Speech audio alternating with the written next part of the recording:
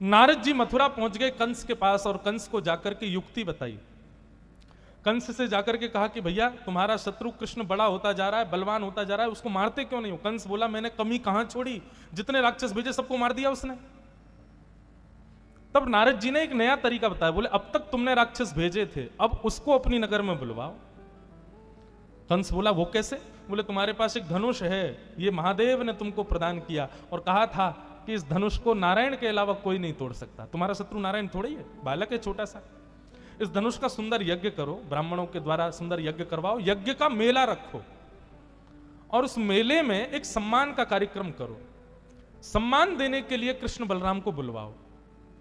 कंस बोला किस बात के लिए? बोले अरे कुछ दिन पहले हमने सुना था कि वर्षा हुई थी ब्रजमंडल में, तो कृष्ण ने पर्वत उठा लिया था, तो बोले इस बात के लिए मैं सम्मान देना चाहता हूं कि इन्होंने हमारे ब्रज की रक्षा की। ऐसा भाव कहोगे तो ब्रजवासियों को चिंता नहीं होगी, वे लोग कृष्ण को लेकर यहां आ जाएंगे। जैसे ही कृष्ण यहां आए, मेला देखने लग जाए, धोखे से उसको मार देना। कंस ने नारद जी के चरणों में प्रणाम किया, बोले जय हो भगवान, आप तो मेरे बड़े शुभचिंतक हो। नारद जी बोले तेरा ही तो भला चाहता हूं मैं सब, चल अब जल्दी से व्यवस्था कर। कंस ने पूरी व्यवस्था कर ली महाराज, ठाकुर जी के वध की। अक्रूर जी को वृंदावन भेजा। अक्रूर जी महाराज वृंदावन गए। वृंदावन जाकर के ब्रजवासियों को बताया कि महाराज कंस ने मुझको कृष्ण बलराम को लाने के लिए भेजा है। पहले तो सुनकर के सब चकित हो गए, बोले कंस ने क्यों बुलाया? तब अक्रूर जी ने बताया कि वो इसलिए बुलाया कि वो सम्मान करना चाहते हैं कृष्ण बलराम का। इन्होंने पर्वत उठाया, इन्होंने बड़े बड़े राक्षस मार दिए। ब्रजवासी तो सब मना करने लगे, लेकिन भगवान कृष्ण थोड़े से उदास हो गए और यशोदा मैया से बोले मैया सबके बालक घूमे जामे, सबके बालक बाहर जामे, मैं हमेशा यहीं रहूं। मुझे तो लगे मैया तू यही वृंदावन में ही मुंह को बूढ़ो कर देगी, कहीं जाने ही ना देवे। मेरा मन करे मैं मथुरा जाऊंगो। नन्हे से बाल कृष्ण की बात सुनकर के यशोदा मैया को भी लगा कि सबके पुत्र जाते हैं तो मेरा बालक भी बाहर जा सकता है। ठाकुर जी ने सबको कह दिया मैं परसों आ जाऊंगा, मुंह को जान दो। लेकिन पता नहीं क्यों ब्रजवासियों को बड़ी घबराहट हो रही है। ऐसा लग रहा है कि कहीं ऐसा तो नहीं कि हमारो लाला कहीं ऐसा वापस ही नहीं आवे, कंस बड़ा दुष्ट है, राक्षस है। तब अक्रूर जी की बात पर विश्वास करके ब्रजवासियों ने अनुमति दी कि ठीक है परसों आ जाइयो लाला, और ठाकुर जी ब्रज से जाने लगे। बहुत करुण भरा प्रसंग है बंधुओं। मैं लगभग 5 वर्ष हो गए मैं ठाकुर जी की ब्रज गमन लीला कहता ही नहीं कथा में, ब्रज से जाने वाली लीला नहीं कहता। यशोदा मैया की स्थिति, ब्रज की गोपियों की स्थिति बड़ी करुणमय है। यहां पर आप विचार करो बंधुओं, ठाकुर जी वचन देके जा रहे हैं कि मैं परसों आ जाऊंगा, तो गोपियों की और ब्रजवासियों की यह स्थिति है कि वो श्री कृष्ण को पलक अपलक नेत्रों से देख रहे हैं कि परसों तक हम कैसे व्यतीत करेंगे कृष्ण के बगैर।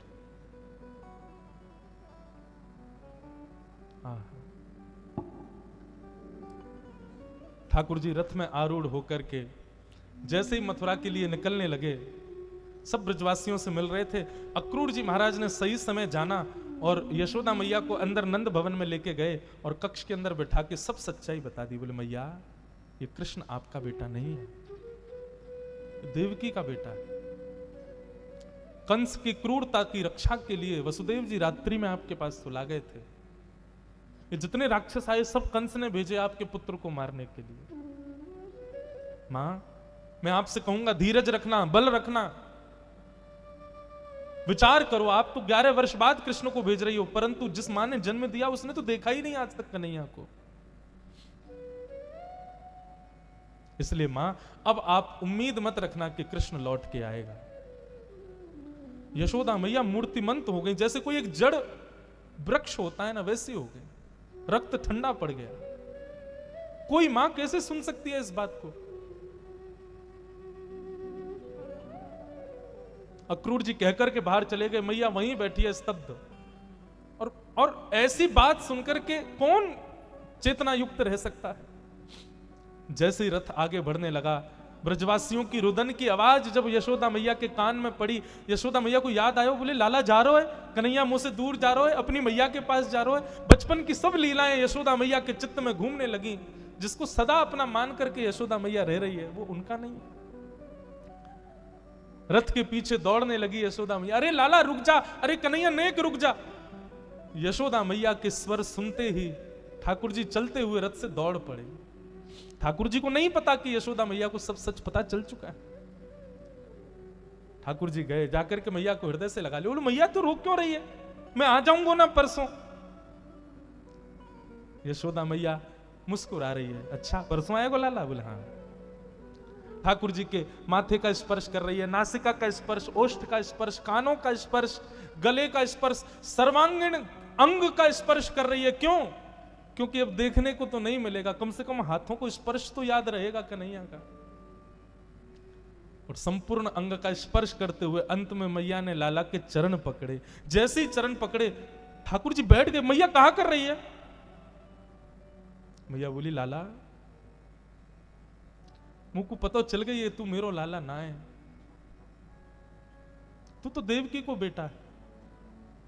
कंस से रक्षा हेवे के काजे तो को मेरे पास भेज दियो, मैंने अपनो पुत्र मान करके तो को उखल से बांध दियो, तेरो कान पकड़ लियो, तो को छड़ी दिखाई, तो को डांट दियो। लाला ये सब बात कभी देवकी से मत कहियो, वचन दे तू कभी नहीं बताएगा देवकी को कि मैंने तो को उखल से बांधो, नहीं तो कहेगी कितनी निष्ठुर यशोदा, मेरो लाला मारो माने, मेरो लाला बांध दियो माने।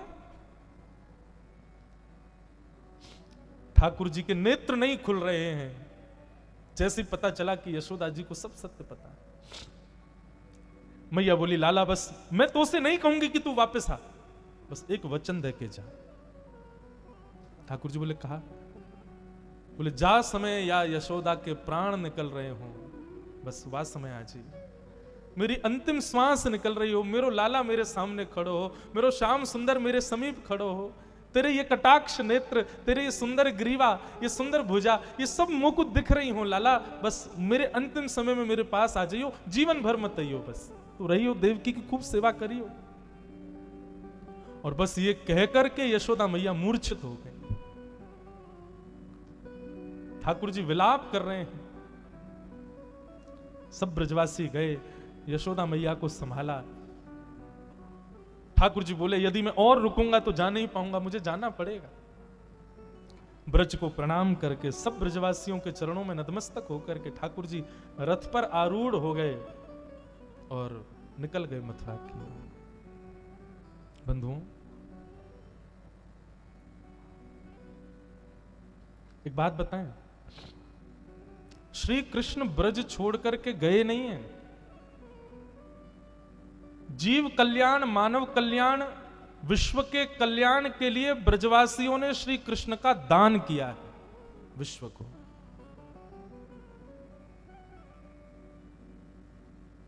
ब्रजवासियों ने दान किया है योगेश्वर कृष्ण का। नहीं तो स्थिति ऐसी है कि अगर एक भी ब्रजवासी कह देता ना लाला तू जाके तो दिखा ब्रज से बाहर, ठाकुर जी नहीं जाते। लेकिन ठाकुर जी यदि सदा ब्रज में रहते तो उनका ऐश्वर्य, उनका प्रभुत्व, उनका ज्ञान जो आज पूरे विश्व का कल्याण कर रहा है वो नहीं हो पाता। तो हम ब्रजवासी तो यही कहेंगे कि ब्रजवासियों ने दान किया है ठाकुर जी का। ब्रज की गोपियों ने, यशोदा मैया ने, इन सब ने प्रेम किया ठाकुर जी से, प्रेम करके उनका दान किया। जाओ, विश्व का कल्याण यदि ठाकुर जी से होगा तो हम दान करते हैं श्री कृष्ण का। प्रेम का मतलब सदा जो जिससे हम प्रेम करते हैं वो सदा समीप रहे, ये नहीं होता। तत्सुखे सुखित्वम, वो जिसमें सुखी उसमें हम सुखी। ठाकुर जी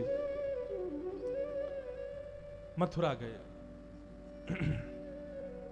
बंधुओं, अब हमारे अगर ब्रज की रस की परंपरा से अगर सुनोगे तो ब्रज की रस तो कहते हैं कि ठाकुर जी वृंदावन छोड़ के कभी गए ही नहीं।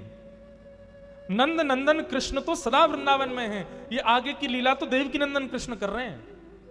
आप कहोगे अलग थोड़ी है, एक ही है, एक ही है।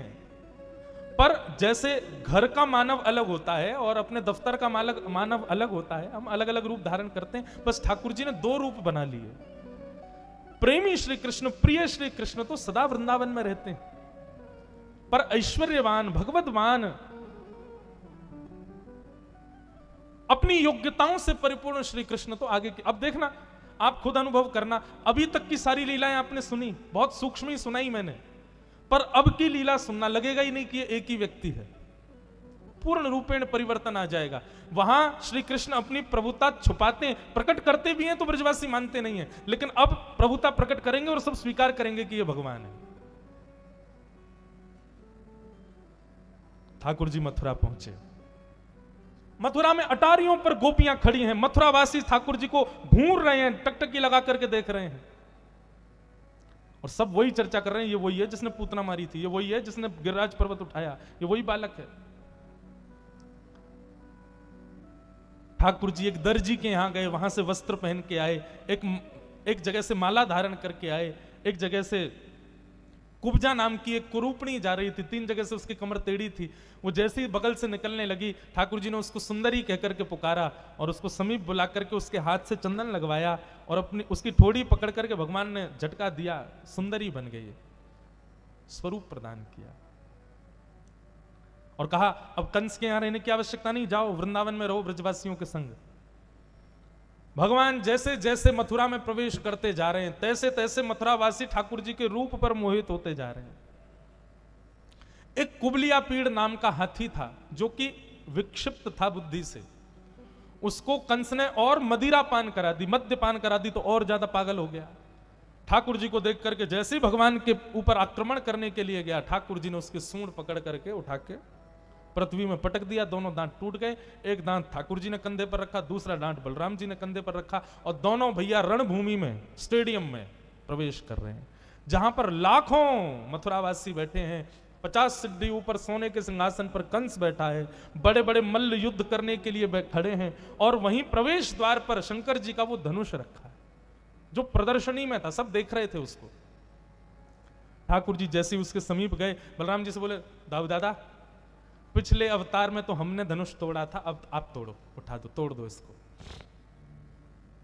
बलराम जी बोले पिछले अवतार में ब्याह होने वाला था इसलिए खुद ने तोड़ दिया, अब राक्षस मारना है तो हम तोड़े हैं, बड़े चतुर हो लाला। ठाकुर जी बोले नहीं नहीं, एक बार हमने किया, एक बार आप कर दो।